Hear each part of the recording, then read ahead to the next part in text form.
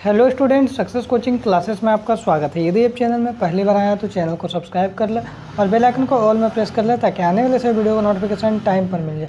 आज हम डिस्कस करने वाले हैं क्लास 8 का हिंदी का जो आपका वीकली टेस्ट होने वाला है 27 जुलाई का।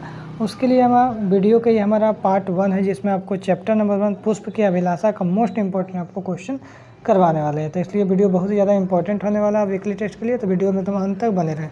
तो सबसे पहला क्वेश्चन क्या बोल रहा है, पुष्प की अभिलाषा शीर्षक कविता के कवि कौन है। तो याद रखिएगा इसका जो कवि है तो याद रखिएगा माखनलाल चतुर्वेदी है। आगे यदि हम लोग देखते हैं दूसरा क्वेश्चन क्या बोल रहा है, पुष्प की अभिलाषा शीर्षक कविता में पुष्प किसके प्रति समर्पित है। तो याद रखिएगा मातृभूमि और वीरों के प्रति समर्पित है। आगे यदि हम लोग देखते हैं क्वेश्चन नंबर तीसरा क्या बोल रहा है, पुष्प क्या नहीं चाहता है। तो याद रखिएगा पुष्प देवता के सिर पर चढ़ाया जाओ ये नहीं चाहता है। आगे यदि हम लोग देखते हैं क्वेश्चन नंबर 4 क्या बोल रहा है, सुरबाला का समानार्थी शब्द क्या निकलता है। सुरबाला का समान अर्थ वाला शब्द क्या निकलता है। तो याद रखिएगा सुरबाला का जो समान अर्थ वाला शब्द निकलता है देव कन्या निकलता है। आगे ये देखते हैं पुष्प की अभिलाषा किस प्रकार की रचना है।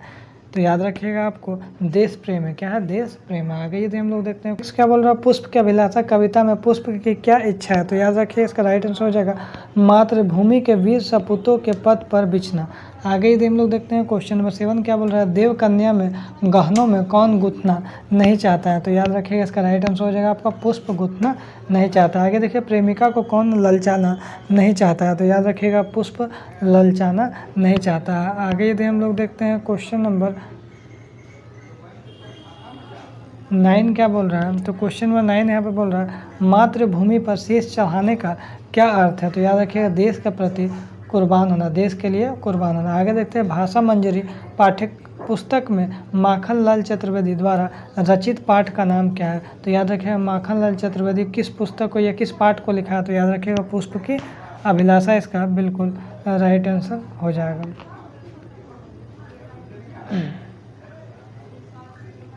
आगे यदि हम लोग देखते हैं क्वेश्चन नंबर 11 देखिए,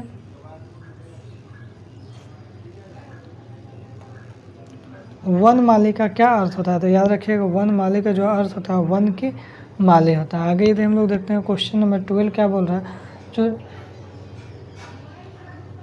चाह नहीं सुरबाला के गहनों में गुथा जाओ यह पंक्ति किस कविता से ली गई है। तो याद रखिएगा पुष्प की अभिलाषा से लिया गया। आगे यदि हम लोग देखते हैं क्वेश्चन नंबर 13 क्या बोल रहा है, जो पुष्प की अभिलाषा हिंदी साहित्य की कौन सी विद्या है। तो याद रखिएगा इसका जो राइट आंसर हो जाएगा हमारा ऑप्शन नंबर ए हो जाएगा, कविता हो जाएगा। आगे यदि देखते हैं क्वेश्चन नंबर 14 क्या बोल रहा है, निम्नलिखित में से पुष्प का पर्यायवाची शब्द क्या है। माला, सुमन, रेखा, महक। तो याद रखिएगा इसका राइट आंसर हो जाएगा हमारा सुमन हो जाएगा, ऑप्शन नंबर बी हो जाएगा। आगे देखते हैं पुष्प का पर्यायवाची शब्द कौन सा नहीं होगा। तो याद रखिएगा आपका शहद जो है नहीं होगा, बाकी तीनों हो जाएगा। आगे देखिए मुझे तोल देना वनमाली उस डेस पर देना फेंक रिक्त स्थान भरे, क्या होगा। तो याद रखिएगा उसका राइट आंसर हो जाएगा हमारा पथ हो जाएगा। न मुझे तोल देना वनमाली उस पथ पर देना फेंक। आगे ये देखते हैं क्वेश्चन नंबर 17 क्या बोल रहा है,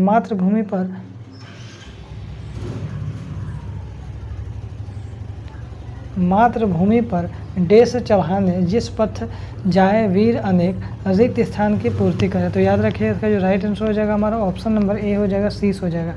अभिलाषा का समानार्थी शब्द क्या निकलता है। तो याद रखिएगा हमारा कामना हो जाएगा। आगे यदि हम लोग देखते हैं क्वेश्चन नंबर 19 क्या बोल रहा है, अभिलाषा का पर्यायवाची शब्द कौन सा नहीं होगा। तो याद रखिएगा अभिमान जो है इसका राइट आंसर हो जाएगा नहीं होगा। आगे यदि देखते हैं चाह नहीं सम्राटों के 100 पर हे हरि डाला जाऊं पंक्ति किस कविता से लिया गया। तो याद रखिएगा आपका पुष्प की अभिलाषा हो जाएगा। आगे यदि देखते हैं शीश का तद्भव रूप क्या होगा। तो याद रखिएगा इसका राइट आंसर हो जाएगा हमारा ऑप्शन नंबर ए हो जाएगा, सिर हो जाएगा। आगे देखते हैं वनमाली में प्रयुक्त समास कौन सा है। तो वनमाली में कौन सा समास है। तो याद रखिएगा तत्पुरुष समास हो जाएगा। आगे यदि देखते हैं क्वेश्चन नंबर 23 क्या बोल रहा है,